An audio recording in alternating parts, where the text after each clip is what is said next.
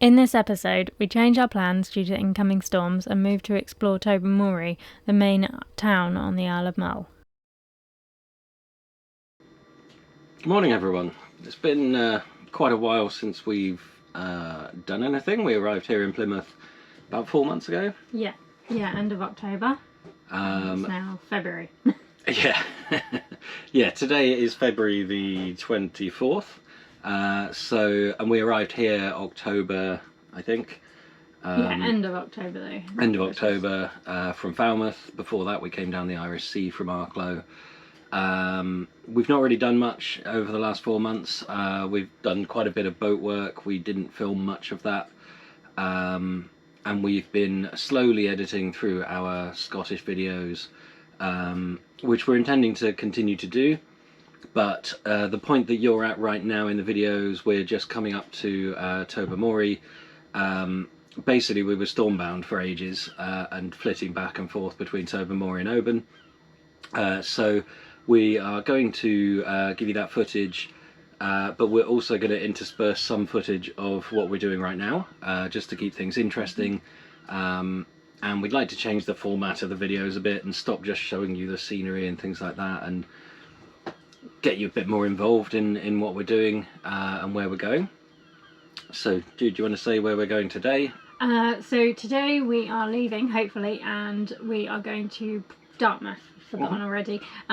So we've got a couple of days of clear-ish weather before a few more storms come through. We've literally just been, it's rained every day through January. It has officially rained every day since New Year. We're regretting our choice not to have headed to the Med, although visas and whatnot would have been issues last year. So yeah, anyway, we're going to Dartmouth today and then hopefully Portland on the day after, depending on what today's like as well, because there is expected swell and the wind is coming from the wrong direction, really. Yeah, so the wind is coming from the south towards the south coast with all of the swell from the channel.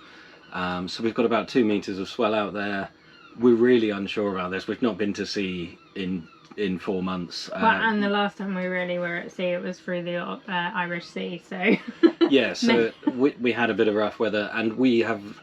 This is the first weather window in 4 months to actually leave Plymouth.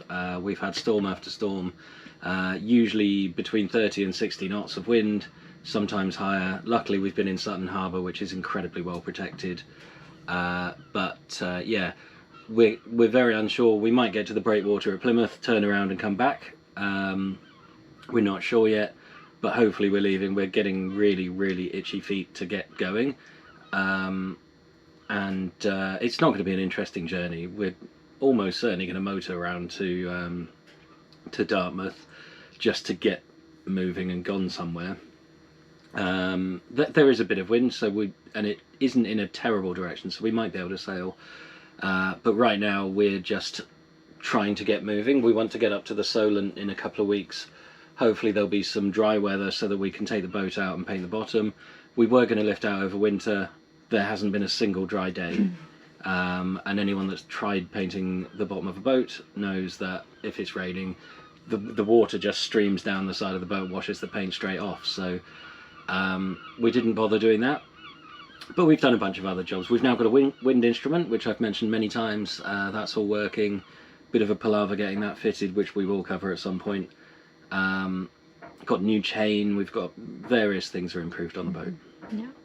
So we're going to get going now and untie and see what the sea seems like after 4 months. So we'll see you out there. Hi. Oh, it's sunny, Jude. Were they there then? That's completely transformed my view of the day. They were in their cockpit, so I waved just in case they were looking.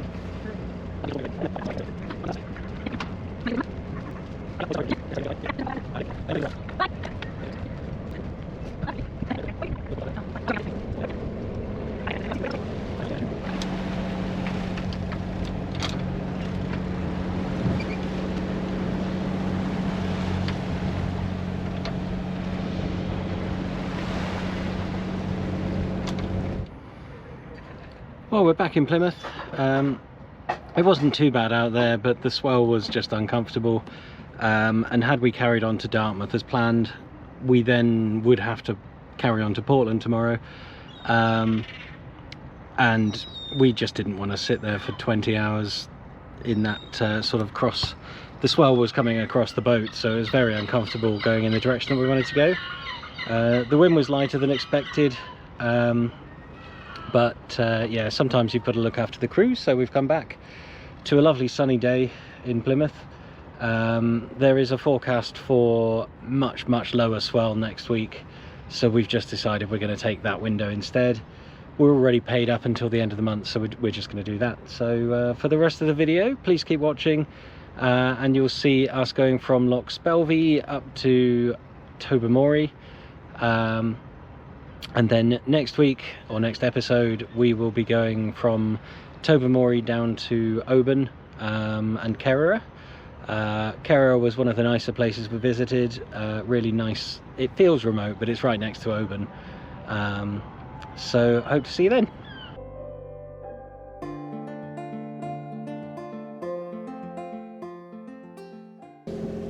We're just leaving Loch Spelve, been in there for a couple of days. We had a trip ashore and had the mussels, which I think we told you about. We got permission to use the mussel pontoon, the fish farm pontoon, to land the dinghy, so that was very handy. We could just walk ashore, and we went for a walk in the woods.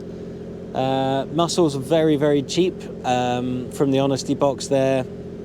£2.50 for 2 kilos.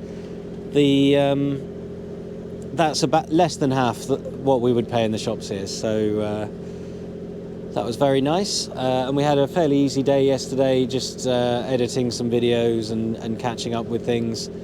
I've just edited the Manx TT video to give you an idea of how behind we are. That was back in May, and we're now coming up to the end of August, so a good 3 or 4 months behind.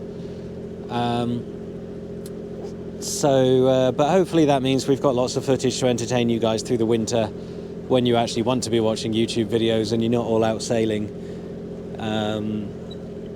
So yeah, fingers crossed you enjoy that stuff. So the entrance to Loch Spelve, I think we said, is really tricky. It's only about 50 meters wide.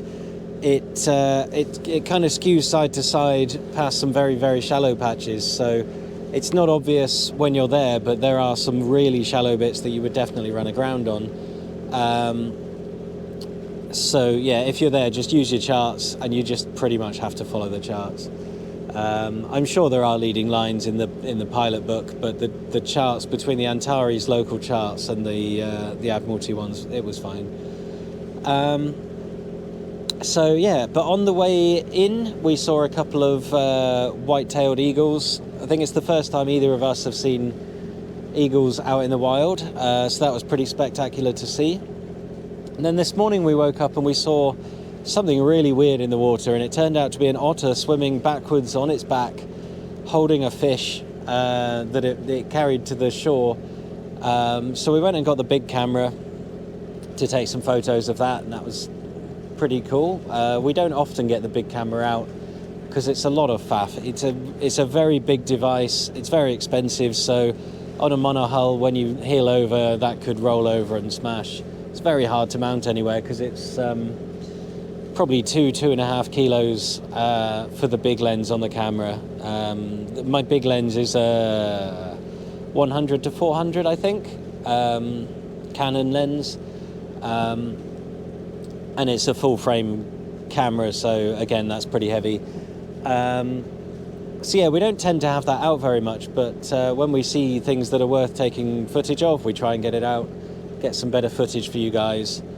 So yeah, we got the footage of the otter this morning. We think it's an otter, we hope it's an otter. Correct us in the comments if you disagree from the footage. And so then as we were coming out, we again saw the white-tailed eagle, and luckily we still had the big camera on deck, so quickly grabbed that, took some photos, took some video. So hopefully we've got some good shots of that. We don't know yet, we've not really seen it other than on the camera screen, and you can never really tell on those. Yeah, about a 2-hour trip today up to Loch Aline or Loch Aline. I don't know how it's pronounced. It's a single word unusually.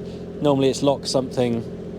This is all one word, so it could be Loch Aline or Loch Aline. And there's some pontoons there, some moorings and some anchoring.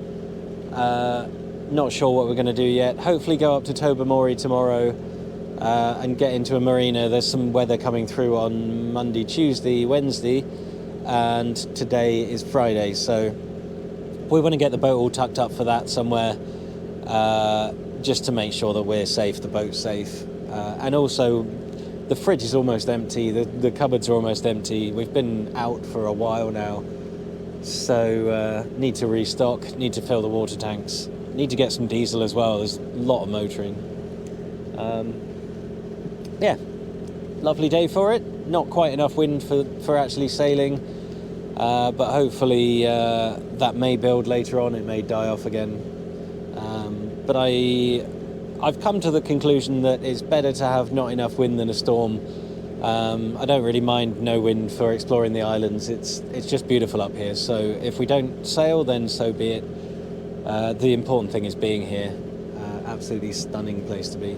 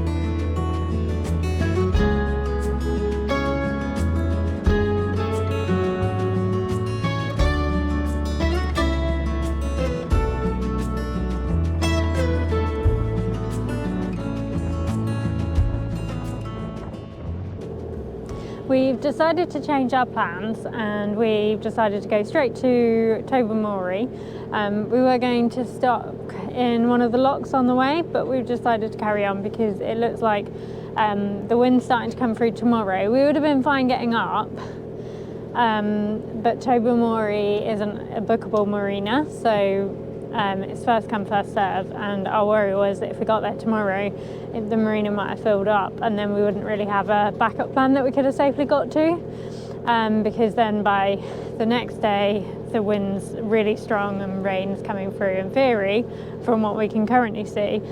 So we decided just to carry on today and head straight up to the marina. We'll probably end up there for a week because, to be fair, we've got several loads of washing. We want to do our sheets and all of those things to do anyway, and probably a bit of an explore to Mull, the rest of Mull. So we were considering potentially looking at hire car and driving down to Iona, just in case we don't make it, because there is a lot of this side that we still want to explore. And I don't know, there's too many places in Scotland that we want to go to now, and it feels like the season's starting to run out, but I'm sure we'll be fine and we'll get that. But anyway, Dave is downstairs making some dinner, just prepping it ready for when we get in, although we'll get in at 4, but it's nice to just have it ready. And he left me in charge of the boat as we were approaching 5 boats that looked like they'd left Tobermory. All of them coming at me sailing. We're not sailing because they're downwind. We're heading straight for wind, and you know, us. So they were all coming at me, and it felt like we were back in the Solent. There were so many boats, and we were on one side of the channel, and then 2 ferries coming at all different angles. It felt a bit crazy. It hasn't felt like that in a long time, to be fair, but good practice. Although it's like mild panicking on my front. Anyway, leave it at that.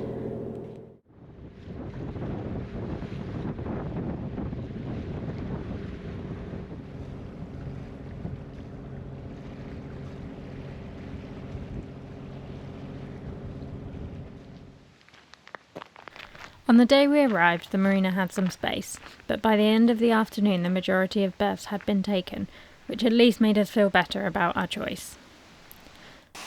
Once we were settled in and chores had been done, we headed off on a walk to Aros Park to see the waterfalls. We walked around 6 kilometres where we followed the coastal trail, which started just past the pontoons in the marina. We followed until we got to the bridge and then we made our way up the waterfall trail. Overall, the walk was easy. There were some steep drop-offs to the left and the path was muddy, but the views back to Tobermory and the view of the waterfall made it worth it. Tobermory is full of charm with its brightly painted buildings, maritime energy and one of Scotland's oldest distilleries. The town serves as a gateway to the Mull's wild landscapes, from craggy hills to hidden beaches. Join us next week where we try our best to make it to the Outer Hebrides.